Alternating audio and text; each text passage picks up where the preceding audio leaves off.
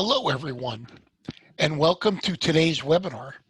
Jeff Zwiers on the communication effect, how to enhance learning by building ideas and bridging information gaps. Just to let you know, if you have questions for Jeff, please write them in the chat function of Zoom. Put them in chat and questions will be answered at the end of the webinar, but please put all questions in the chat function. Also note, Corwin is planning a follow-up webinar around the topic of the communication effect later in the year, so please post any follow-up webinar ideas that you may have in the chat as well. Next slide, please. Upcoming webinars, Paul Emmerich France on reclaiming personalized learning, and that's on March 9th. March 23rd, Doug Fisher and Nancy Fry on where equity fits into PLC Plus. And on April 6th, Warren Berger and Elise Foster on beautiful questions in the classroom. Now I'd like to turn the presentation over to Morris Sullivan, Director of Marketing Strategy and Business Development for Corwin, to introduce today's presenter. Thank you, Jeff, and welcome everyone. Before we get started with today's webinar, a few brief words about Dr. Jeff Zwiers. Jeff is a senior researcher at the Stanford University Graduate School of Education. He supports the Understanding Language Initiative, a research and professional development project focused on literacy, cognition, discourse, and academic language. His current research focuses on effective lesson planning and classroom practices that foster academic interactions and literacy. Jeff is also the author of more than a half-dozen professional books, including The Communication Effect, How to Enhance Learning by Building Ideas and Bridging Information Gaps, which is the topic of today's webinar. Enough from me, I'll pass our virtual mic to Jeff Zwiers. I'll start here. Hello, everyone. Welcome to this 3-hour webinar. Oh, just kidding. 1-hour webinar, and it'll be a little less to give you time for answering a few of the questions. The topics, I'm just going to jump right in to what we're going to focus on, and that's this is the quick overview. In the center, you can see we're going to look at enhancing instruction with authentic communication. So the bulk of what we're going to look at is how to enhance what we do and enhance educational experiences that students have in order to increase the amount of authenticity in their language use. So first of all, we'll briefly go over 3 features of authentic communication that I believe need to be in pretty much everything that kids do.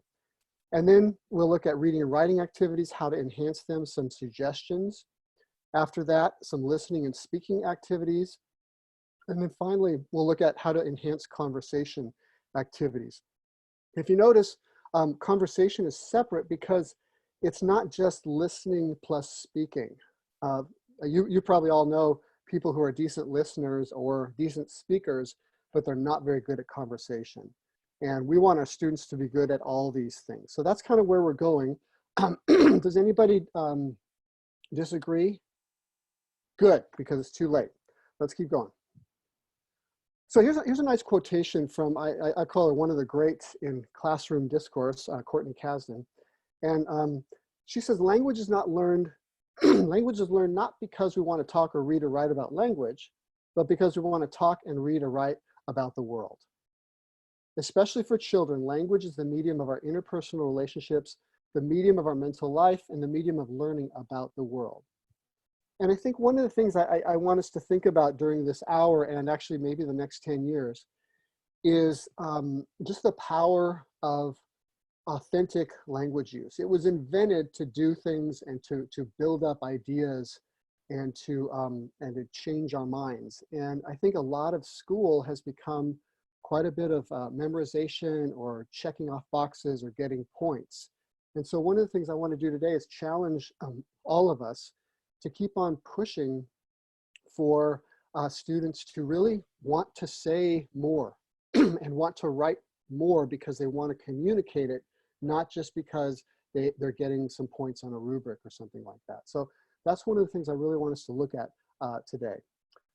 As a foundation, obviously you probably know what's going to go on the foundation wall down below, but I want you to look, after I put authentic communication there, look at all the things that students are doing. For example, someone's on the computer, someone's reading, you've got two kids talking in the middle there. And think about the difference. Let's zoom in on the girl reading, kind of lower left. And is she reading to answer questions for points? Or is she reading because she is engaged in the story and she's getting something new out of it and wants to actually understand it? And what happens is you might have two kids still read the story, but if you have different reasons for reading and your purpose is to build up an idea rather than just, okay, well, what do I got to do with this? Which questions do I have to answer? There's a big difference in learning that happens. And that's not just learning of language, which is huge, but also learning of content. And it's also the development of thinking and cognition. Things last longer when kids are communicating. And so you can look at each one of these photos, and there's thousands of more photos like this, or just instances of learning that could be strengthened if kids aren't just doing what I say the bare minimum for points. And I'm not saying that's happening everywhere, and I'm just saying that there are still some places where kids walk in and they think they need to either play school or just get their points, and there's a big difference over time, a huge difference over time. It adds up. One pair share where kids are just, I'll just say one sentence and get over with, doesn't make a huge difference. But hundreds of pair shares over the years, or hundreds of stories read over the years, it makes a difference. The authenticity of communication makes a difference. Typically, when you're doing authentic things, you push yourself to say more, to do more, to write more, to think more. And that's kind of what we're looking for.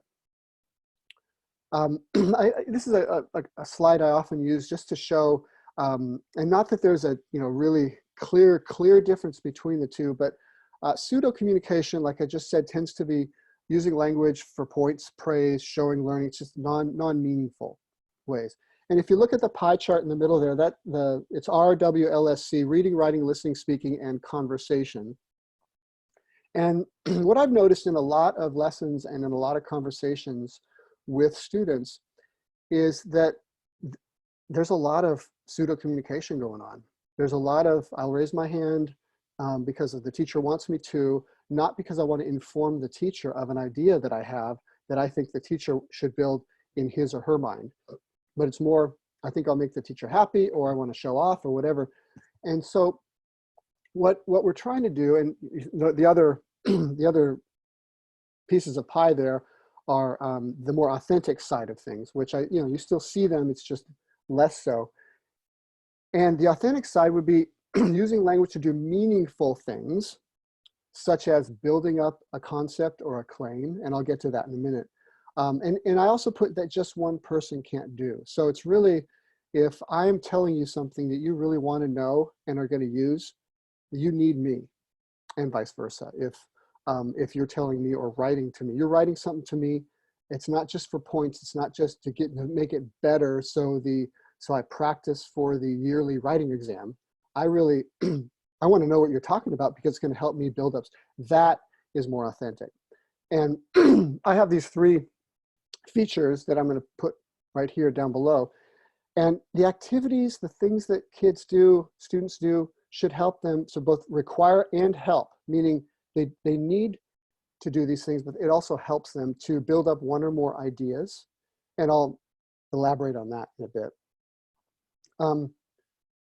To build up ideas, then kids need, you might ask, well, how do they build up ideas? Well, two main skills are clarifying ideas, making sure we're kind of on the same page as to what things mean, and supporting them, as with, often you'll see that with evidence or examples, or even details that support the idea.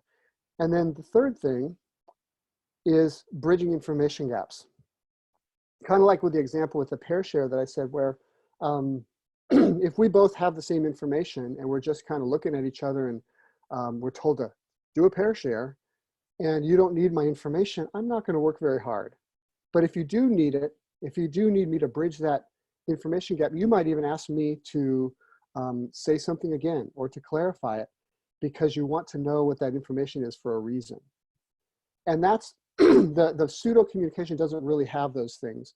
Ideally, all three exist, because I could have a pair share where I read something that I didn't really care about and you read something that you didn't care about, and and we're told share it with each other. Well, I could share it with you, but if I don't really care about what you said, or I don't need it in some way beyond the pair share, then I'm less likely to listen and you're less likely to work hard to talk. So that's where these come in, is they kind of motivate the building of ideas.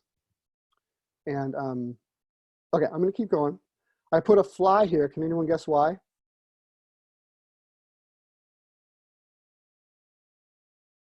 No?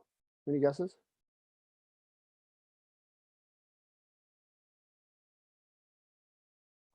It's not fly on the wall. It is, if pseudo communication, yes, I saw something in the chat there. It's, if pseudo communication doesn't bug us, what happens? If it doesn't bug us, we just keep on doing it. It's been so ingrained in kind of this, this way we do school. We give kids lots of points for lots of things that they answer correctly. Or, oh, you did this in the essay, so you get a point for it. And what we do, and I'm not saying, again, I don't want to say take away points completely. I'm just saying that we need to make it less of a priority. Because if kids think that all of school is just getting points and or showing their learning or winning, then they're not going to build up these robust ideas that are really hard to build, both on the student end and on in the instructional end. So that's where we're going with this. Let's see. And then I changed the pie chart to more of the blue and yellow, less of the green. Oh, and you think, well, should we get rid of the green completely? It's pretty hard with a room full of 30 third graders to have every single kid, or seventh graders, every single kid authentically communicating. So the goal is really to just increase the quantity and quality of the authenticity. So it ideally outweighs, and this is an ideal pie right here, but ideally outweighs the pseudo communication. And just FYI, it takes years. It's not something that we can do in just 1 year or even 2 years. It does take a while to change this around. So all of what we do, or most of what we do as much as possible, is authentic. So and this won't be a surprise, but I did want to show you kind of this, this culture. I would love kids to think as they come to class, to learn in this class, we build up ideas. So that means, I might memorize some stuff. That's fine. I might work on a skill like inference, but I want kids to be able to tell me, oh, why are you working on this skill of inference? And I want the kids not to say, well, because it's in the standards. I'd rather have the kids say, well, because it'll help me to build up an idea of how to read or write literature. Something where there's a larger idea being built up. Or why are you memorizing these words? Well, because these words are very important, or these terms are very important to explain how the circulatory system works. Those kinds of things. So they all fit in. It's not just these little, kind of arrangement things that, or an array of things that kids are memorizing. So, for example, the model that I have is just sort of a wall or a building, if you want, where the idea is on the top. And for example, in this one, I think this idea came from reading The Giver, which is somewhere around middle school, fifth, sixth, seventh. And so this idea came up, and then it needs to be built up. If a kid says that to you, a kid says, our memories make us human. Are you just going to check it off and say, oh, this kid has it down pat, got the answer, let's move on? No, if a kid says that to me, I say, that's a great idea. Tell me about it. Tell me what you mean by memories, or mean by human. What does human mean, and how would that happen? I want an explanation. And I also want, where'd you come up with that? Are there any examples from any texts you've read? And ideally, I would want some to come from the giver at least. And so they start building up this idea, and they even use images, right? You've seen, there's different, there's clarifications, there's questions. Why do people forget things? Why do people want to forget things?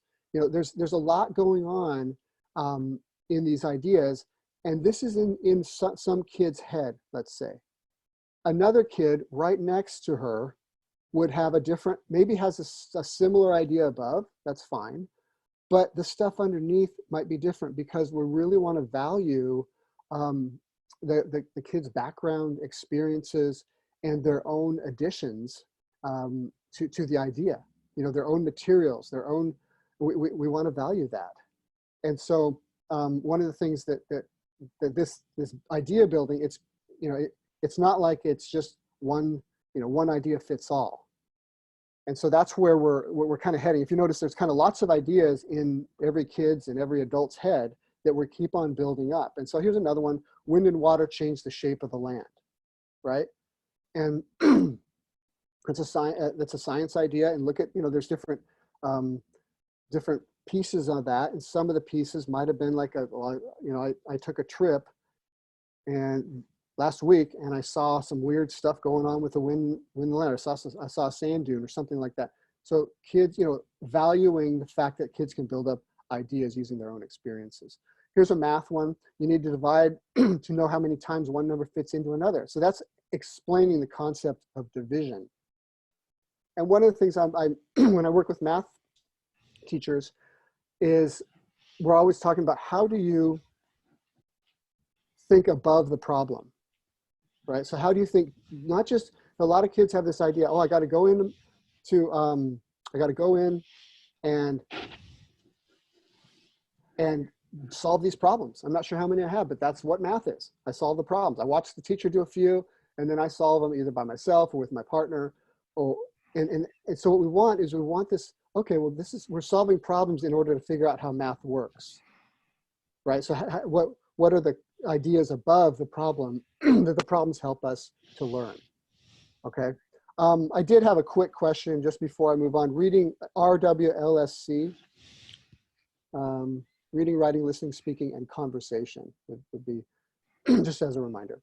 All right, so this is a culture and a mindset, a foundation.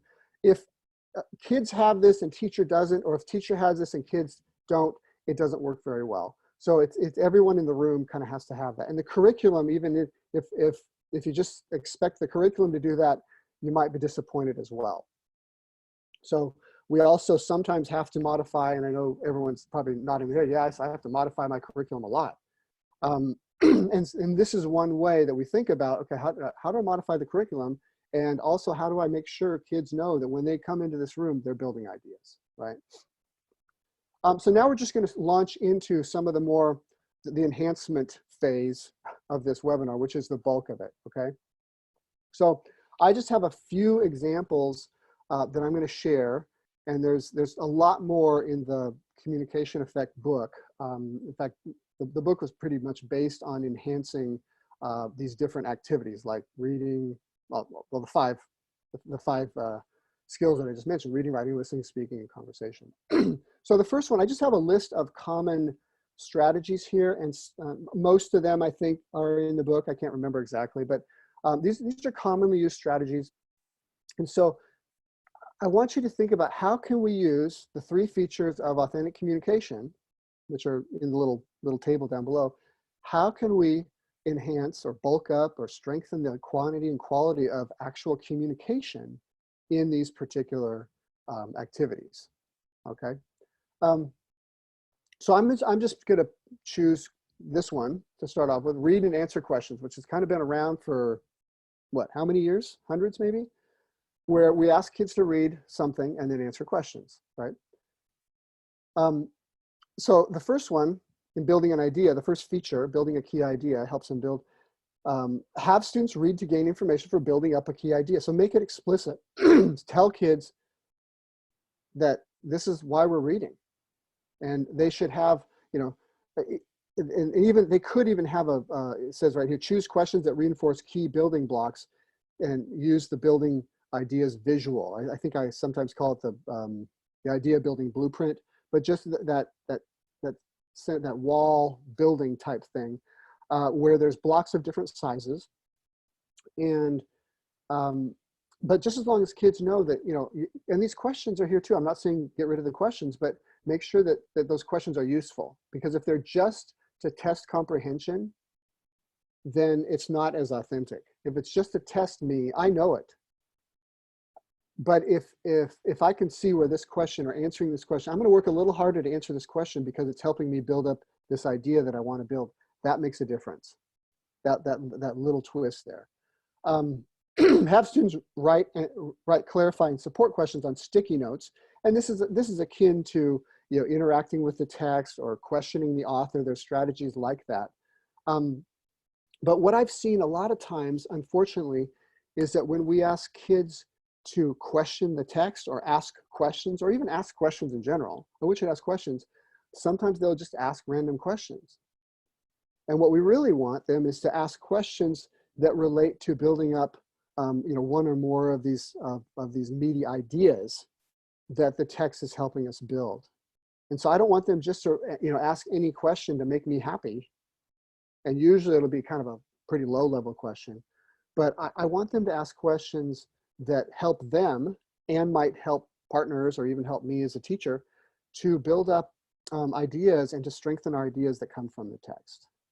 Now, I also put down, have them stop at times to ask partners these questions. So you could say, okay, now stop and you know, ask a partner one of your meatier questions that will help your partner, when he or she answers it, to build up some kind of idea. Now, they might have different ideas in their minds, that's fine, but at least they know that their real goal in reading this text is to build up some you know, one or more ideas. And finally, with the information gaps, after reading, students could share their different blocks in their building idea visual. They could compare answers, and they could choose the clearest ways to communicate those answers or those blocks. So someone might say, you know what, I have this block here, it's not that clear, but I like the way you said that, or the question you asked me helped me clarify this, so I'm going to erase it and I'm going to make it a little clearer. So just so you know, they're focused on both clarifying and supporting with those blocks, which are the main two skills that make up those buildings. How's everybody doing? I see a lot of thumbs up. Okay, I'm gonna keep going. Here's just a couple of images to share. One is, this was from a teacher, Mary Davies in Omaha.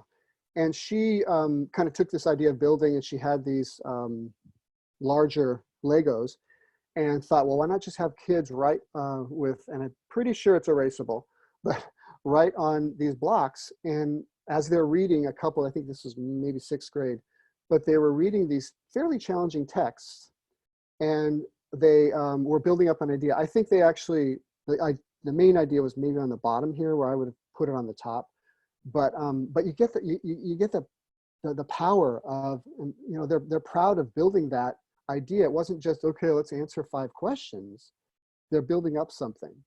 And similarly, you could have a graphic organizer like the building idea visual. And I'm just going to put this on here to show a sample. But one idea that's fairly big in history is, improved farming techniques produce surplus food, which was needed for civilizations to form. Now, if a kid says that to you, what are you going to say? Oh, you got it down pat. Let's move on. No, or at least I wouldn't.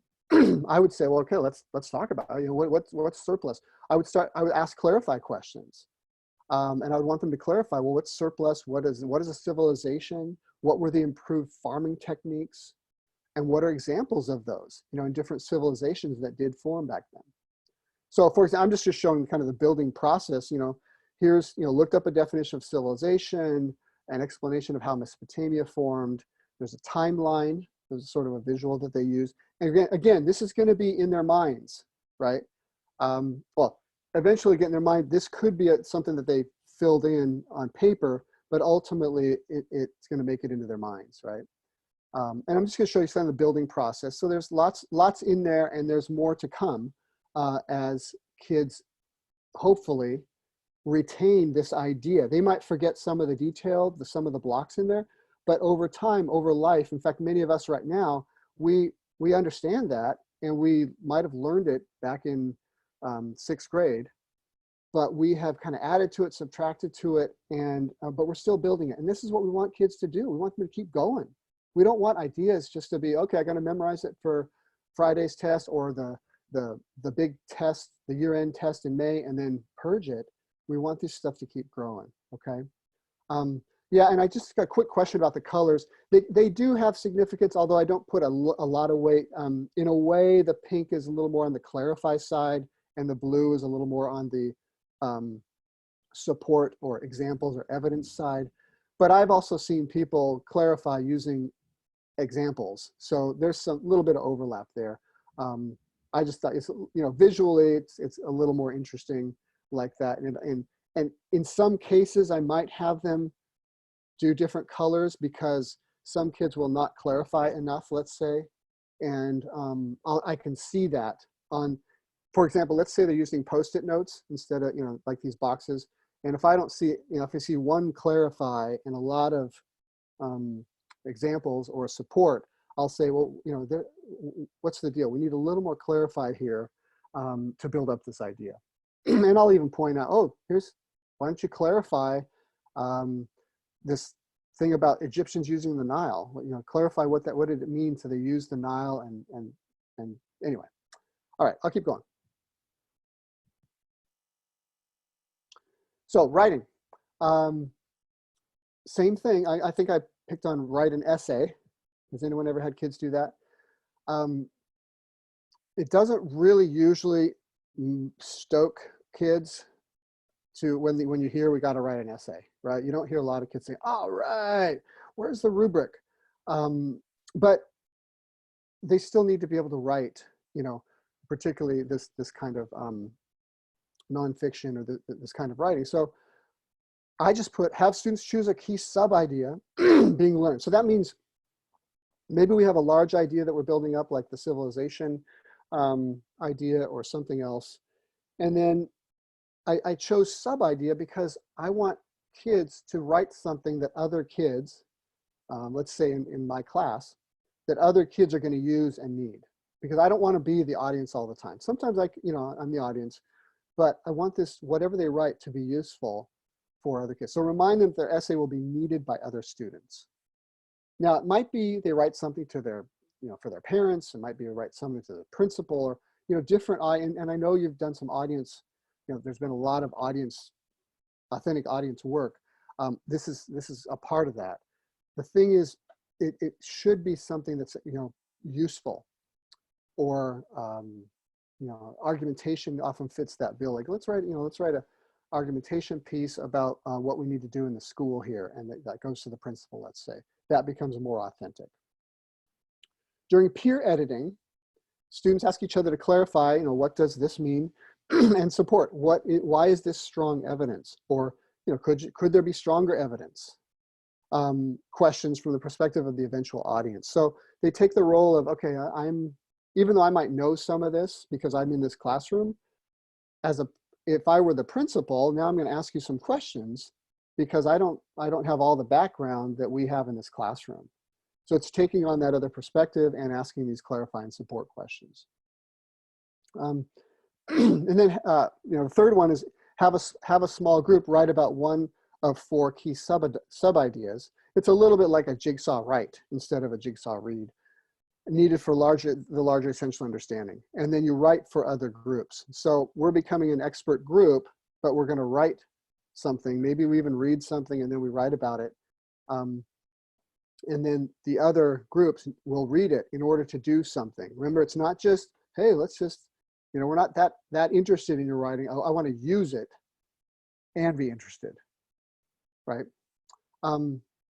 So I think I have something. I don't know if some of you are familiar with the strategy of stronger and clearer each time. It's a little bit like a give one, get one, but There's some major tweaks to it. Essentially what happens in this, and there's a nice writing, pre and post writing component to it. So in this particular activity, for example, the question was, Martin Luther right or wrong in nailing his 95 Theses to the church door? Martin Luther did right on nailing, this is the pre-write. Martin Luther did right on nailing the 95 Theses on the Catholic Church. That's all you get. And then he has a couple interactions, 2 or 3, where he keeps on working orally on, it's like a pair share. But in the second pair share, I always tell him, it needs to be stronger and clear. Use what you heard from your first partner to strengthen it. So their oral, basically their oral response or their oral answer gets stronger through these interactions. And then they do a post-write. In this case, he wrote, Martin Luther should have nailed the 95 Theses because he checked a lot of rules of the churches. One is he changed the idea of paying your way out of hell. You had to pay a lot of money to get into heaven. He was able to change the Bible to the language that everyone would understand. And he underlined the ideas or the pieces or let's say the evidence that he got from other students. So he got those 2 that are underlined by red from other students. So it's nice to see that, right? It's nice to see the growth in the writing in just the span of just a few minutes. Basically, these interactions really help. But it's also nice to see, for them to see what they got from other students. And then for speaking, I think I chose think, pair, share, which is very common, right? Make sure students know that they're talking and listening to build up a key idea, like I've said before, right? They'll use the information for the projects. Have students, when listening, ask each other at least one clarifying support question each. So I do this a lot with whatever activity I can. It's to, I nudge, let's say, I gently encourage kids to ask these clarify and support questions, at least one, because kids will often not do it, especially when you're talking about oral activities. They tend to just say enough, it's the bare minimum, especially the ones where the kids were most concerned about. They will, so what we do is, if you ask a clarify question, even if you just say, what do you mean by, that gets the other kid talking and gets you listening more. And so there's just more happening even with, one of those questions. And then a little bit similar to a jigsaw, you give kids different texts, like an A and a B text with different evidence to share. So it's not the same text, like again, we're not gonna just orally share what you read, you won't listen very much. I can also create a prompt that asks students to share different building blocks. So I can have, the prompt might have kids who have read something or have thought differently about it enough, so there is enough information gap. But I have to keep that in mind, because if I'm going to have kids do anything, especially orally sharing, I want that information gap to be there. Now, I also saw I glanced at a quick question over here in the chat. How do I use this in lower grades? I think I have some examples here that are coming up, but they're all pretty applicable to how you would adapt them to so let's say primary grades. You'll see some examples. And I've done these activities in K through 3 plenty. So here's just a quick, some of you have seen this, it's called a pro-con. We're not going to do it, but just a quick overview of it. Essentially, you have a topic, and it doesn't have to be one of these, it becomes more academic. These are practice topics. And one kid's the director, and the director is also a listener. I'll say, if you look at the lower right-hand corner, the listener needs to prompt for clarification, prompt for support, and if the partner gets stuck, the talker gets stuck, they can offer little idea seeds. So they can say, what about? For example, in the camping version, if someone doesn't come up with a con, the listener, the director can say, what about mosquitoes? And that would jog that person's, oh yeah, oh that's right. I do not like mosquitoes, and go on. And what this does is, so for example, I could say, I could be the talker and you would be the director, and you'd say camping pro, and I would say a pro of camping. And ideally I would stick to one pro per turn. So I would say, one pro is that I get to cook outside. I really like to cook outdoors. Some of the foods that I cook are, smell really good, and I could go on a little bit there. And then you would say con, and I would need to say one of those purple transitions. So I need to say, however, a disadvantage, I don't have to say the stuff below, but I do need to say the however on the other hand or then again. However, a disadvantage is that there's a lot of dust and it's dirty, and usually I go and there's no, and I could go on about that. I feel all grimy all the time, right? And so you go back and forth several times, pro con, pro con, pro con, and then at the end, you, the director, decides which side I leaned on. You say, I think you leaned on the side of pro because you used your hands a lot more, you raised your voice a lot, or whatever the case is, or you had more ideas for it. This is just a version. It's a structured, paired activity, but it's a way to get kids to both talk and listen more, and to build the pros of something and build the cons of something. And I think I have a quick video. This is just on ice cream. This is maybe the second time these kids had ever done it, but I'll just show a quick video just for fun. I think it's 3rd grade. Ice cream is good because it comes in so much different flavors. For example, Rousing Necklace, Rocky Road, chocolate chip, and there's just so much good flavors. On the other hand, ice cream is not very good because it can give you cavities, and it's just not very good because it can give you a brain freeze if you eat it too fast. Oh. Ice cream is good because it is very good and it's delicious, and it's just like the perfect thing on a summer day, and it's just gorgeous. Con. On the other hand, ice cream isn't good because in summer when you have ice cream, it melts and it gets all over your shirt, and it just gives you too many cavities. Anyway, you get the sense. There's quite a bit of language happening. That you didn't see the end where she says, I think you're more on the side of pro or con. It's something they were still working on. But you got to see kind of a more structured pair activity. Imagine if the girl on the right is generally kind of shy. In a pair share, she might not talk a whole lot. She might let the other person go first or just say one sentence. This structure kind of allows and encourages them to say more than they might normally say, which is one of the advantages.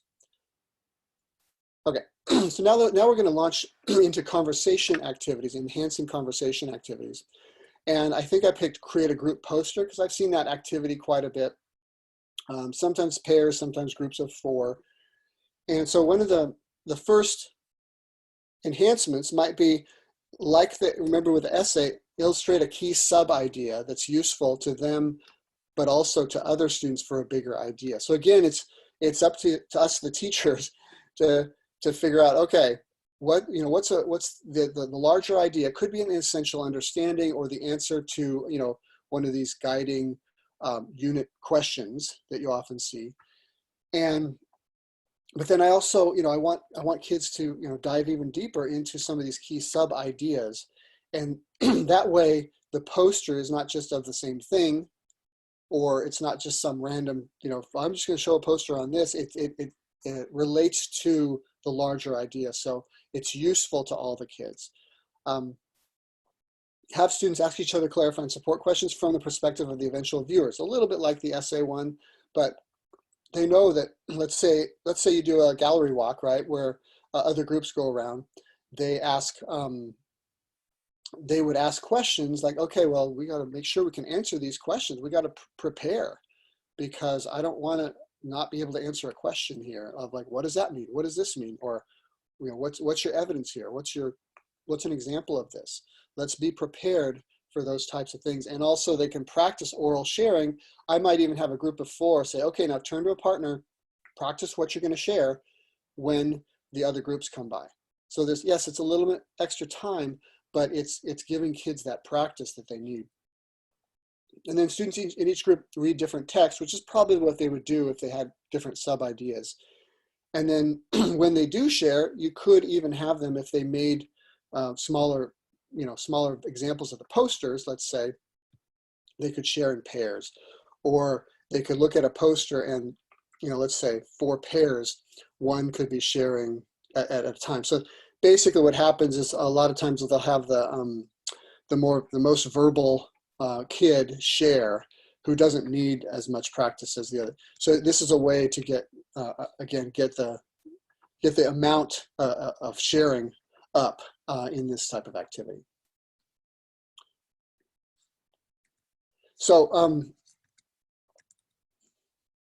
here's an example. It's not it's not a group poster per se, but I do want to show you in first grade how these students, they were given up a little picture of a larger fish going after a puffer fish, with a little spine sticking out.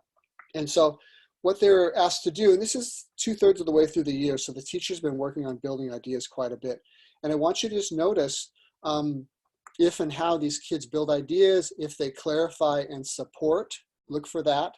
If there's an information gap, so what are the 3 features? Building up an idea, clarify, support, and building up an information gap. Now they're both looking at the same picture, but they have somewhat different ideas that they're going to try to put together to come up with an idea.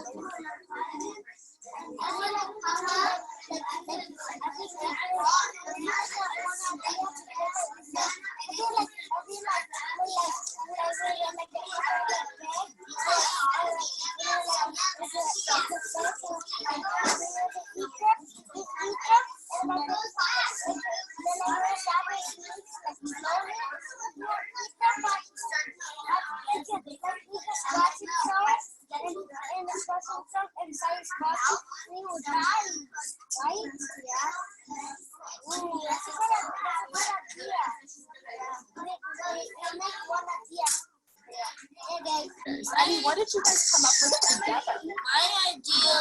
Do I just want your idea? Our idea is that if it passes claws and if the fish gets to his claws and it pokes him and he dies. Was that kind of what you guys came up all together? And it looks like you're writing that down.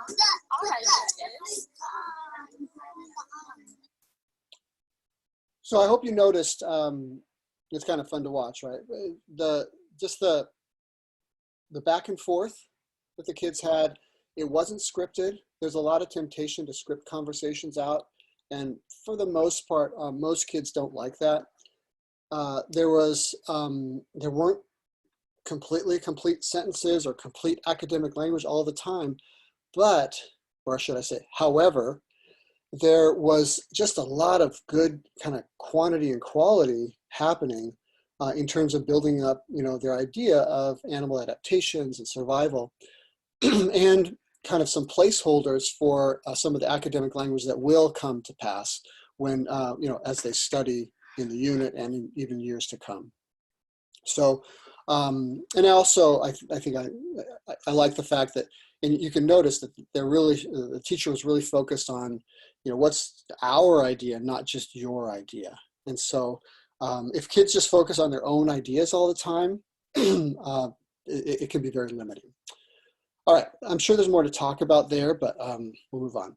So this final, I call it a enhancement, is a graphic organizer that looks like a balance scale for conversation activities. It could be used also for writing, for argumentation, but it's really showing kids what argumentation really is. And that's building up an idea on one side. Notice that I took out the clarify blocks because most of the time, you'd still want to clarify, of course. But in terms of the actual weight, you're looking at how much, the evidence supports one side versus the evidence supports the other side of the competing idea. So in this way, you really show kids you're building up two sides and you're doing it together. You're not starting a debate right off the bat. You're conversing with each other, and you're going to co-build up both sides. And then there's a little mantra I often say, it's build up both sides before you decide. And don't just kind of, don't do a halfway job on the idea that you don't think is going to, you got to build up both as much as possible. And then you decide, the weight of the evidence, and depending on your values, you'll evaluate and compare and decide which side weighs more. So this is one of the conversation skills that comes in, and that's evaluating and giving value to the evidence on each side. And of course, there's a lot of clarifying, there's poking holes in the argument, there's a lot going on, of course, that we don't have time for right now. But I did want to show you this visual. And here's an example of what kids might have different topics in the middle here with yes, no, yes, no, yes, no. Main theme of the story, courage or perseverance. What was stronger? Are humans good or evil? Good or evil? Anyone have the answer to that? And I think the sample I have is from 7th grade. I think it's was the Black Plague more positive or negative? And so basically what you do is you brainstorm the evidence on the left. Then you decide which are the biggies, the heaviest pieces of evidence that go in the boxes on the scale, because you might have, whatever, lots of different stuff might come up, but I want kids to kind of winnow it down to the real meaty ones, the real meaty pieces of evidence.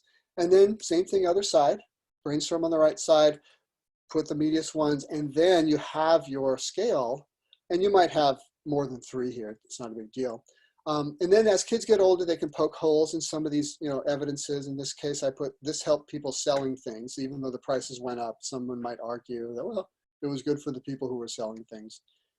Then overall, then you decide. You build up both sides, and then you decide. In this case, I think they decided it was more negative, mostly because of all the people that died, right? They said, well, yeah, it led to all that other stuff, and there's also a 3D version if interested, and my website is jeffzwiers.org, and that has a lot of these different graphic organizers on it if interested.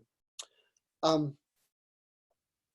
then finally, I just, again, we don't have time to do this, it would be fun, but one of my final quotes is it's time to stop taking inventory and start building. And what I mean by that is that, we do a lot of, okay, let's pile up stuff in kids' heads and then take inventory of it and then let them move on, or move on to something else where we take inventory. And I think a lot of kids and a lot of people in general, they want to build things. I know that's a literal thing. They want to build things with their hands, of course, and we want them to do that. But also, they want to build ideas in their minds. And they want to communicate in order to do that, and they want to communicate their ideas once they have built it. And so that's, this is something that I'm going to focus on probably for the rest of my career, is trying to work with teachers and work with curriculum developers, work with publishing companies.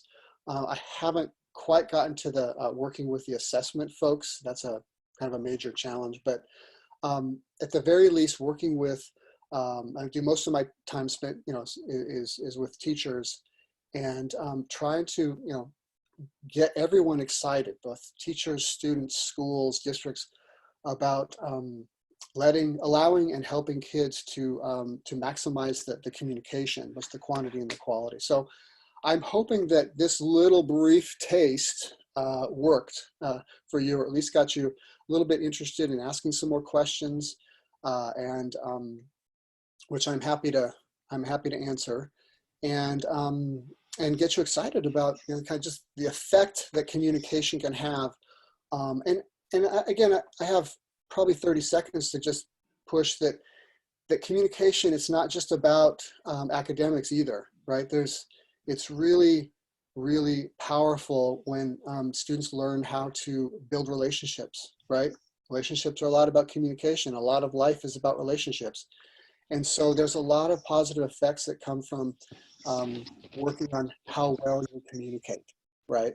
Not just academic, it could be social, it's emotional, there's a lot going on. So I just encourage you to keep thinking about that, asking questions, trying things out, maybe trying to apply those 3 features. Remember, building ideas, clarifying support, and bridging information gaps, and try to weave those into everything you do, okay?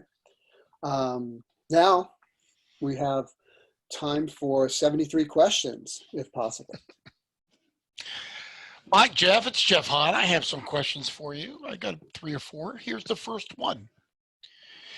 How do you motivate students to participate in what you have shown us today? Oh, I thought it was going to be a multiple choice question. Okay. How do you motivate students? Well, one way, I would say the kind of the deepest way is to build up, ideally from the get-go, like from the primary grades, and sometimes primary grades are good at building up ideas, and then it kind of sloughs off when tests become increasingly important. But I would say, assess for communication, assess for the building of ideas. So we make the building of ideas the main thing that we do to learn, and we let kids share them with others. So we value their agency in constructing meaning, constructing learning, and then we let them share that with others, right? So kids get pretty excited when they have a novel idea that they share with others. And so I know that's sort of a large blanket response because but I've seen it work, right? I've seen teachers kind of do some more communication-based activities, and quite a few of the kids that normally are like, oh, whatever, I don't really care about points, they kind of turn around a little bit. Thanks. I have 3 questions that are pretty much on the same topic, looking at SLIFE students, refugees, ELLs, and I'll consolidate it into this year. I have quite a few Zero English newcomers who are very reluctant learners and speakers. How do I get them to participate in this? Yeah, I get that question a lot, and I often refer to several teachers, at least in my mind, and try to come up with some examples. What they tend to do is they use a lot of the kind of visual building that we're doing here. When they read text, there's a lot of modeling and scaffolding of, okay, here's the idea that we're building through this particular text. There's a lot of, I would say, more modeling, and even more, ideally, there's a lot more interaction that happens. I think one of the, even between, kids who are recently arrived, or, at the beginning levels of English, the more that they can kind of have that one-on-one experience of working with kids, and the more those kids, let's say if a proficient English speaker works hard to explain some of the ideas, that's where the language really grows, because I actually don't think it's enough for kids to be isolated with just the teacher, right? Okay, we're going to have you guys are separated most of the day from these peers who are really good language models and are pretty good at actually explaining and making their language understandable. So some of it would be having these types of activities, these oral interaction activities, and of course you might not have as much text, or there might be different that they have to read, but that they can participate in these, especially on a small group level, because it stresses them out to both talk and listen at the large group level. Terrific, thank you. Yeah. You know, and I have a group of questions, one last group of questions that also relate to one another, and I'll put them together as one question. And they're focused on the concept that time is precious. We're asked to and required to have particular end of unit assessments. You know, so how do you integrate these concepts into a curriculum that is heavily focused on teaching to standardized state tests? Yeah, I get that question plenty. I think some of it is a priority, right? That you place on what you think is right for kids, and again, it's not that's of course not an easy answer, but most of the time when teachers do this, I you know, in the book actually I tried to pick the most common activities that I see a lot out there that are part of curriculums, but so I wasn't saying, you know, here's a whole bunch of new stuff that takes a lot of extra time apart from your curriculum. It was more like, here's stuff that you're already doing. It might take a little longer because they might say 2 sentences or 3 sentences or 4 sentences rather than the 1 sentence. But isn't that what we want, right? So it's really thinking about, okay, you know, the depth versus the breadth. And I know that's going to always be an issue that comes up. There's never enough time to cover, let's say, the breadth. And a lot of people say, well, much less the depth. But I think the more we defer to depth, and in that, you know, we build up these ideas that we're probably building up anyway. It is a little work to come up with whatever idea the curriculum is trying to get across. But I think what I've seen when you know, the teachers who try this stuff, they don't go back. They are excited. They see kids like excited to be there. They see kids, some kids like, this kid wrote more than I've ever seen write, you know, just because we, you know, started doing this oral activity before it, whatever. It's going to take more time often than what, you know, the lockstep curriculum might say, or the pacing guide. And so that's something, you know, and if you don't have the leeway to do that, I'm not going to, you know, I'm not going to be the voice, you know, that tells you not to and get you fired. But I would say try as much as possible to work in these enhancements to, you know, thumb through the book, or I'll send you the table of contents. And if you see a lot of strategies that you already use, then yes, it might take a few extra minutes because kids are actually going to do more, but then you decide if it's worth it. So you try something 5 times and you say, oh, you know what? I really like what I'm seeing in terms of their talk or their writing or their reading. I'm going to keep doing this. If not, then you stop doing it, right? That's kind of a process. So anyway, I know that's not a great answer to that, but I think, you know, there's probably a few radical lines in the book, but it's really time, I think to take a stand. And I don't think test scores are going to go down if kids are communicating a lot more, even if we feel like we're not having them memorize quite as much. It's something to try out. And if we, you know, if test scores do go down slightly, then maybe you say, okay, let's go back to the non-communication or the less communication, right? So I do think, you know, and I have also the easier vantage point than like, you know, a lot of teachers who maybe are just starting out, or you have a district. I've talked to districts where, you know, your job depends on the test scores, right? So I don't, you know, I don't want to say just go for it, but I do think overall we all hopefully can take a stand over time, and we can, you know, little by little, this particular book focuses mostly at the activity level. I think the last chapter kind of zooms out a little bit, but little by little, we can at least make a difference in terms of the the communication that happens. So I could probably talk a little bit too much on that, and I'll stop there. Terrific. Thank you, Jeff. That was great. This brings us to the end, and I'll turn it over to Maura now. Well, thank you, Jeff.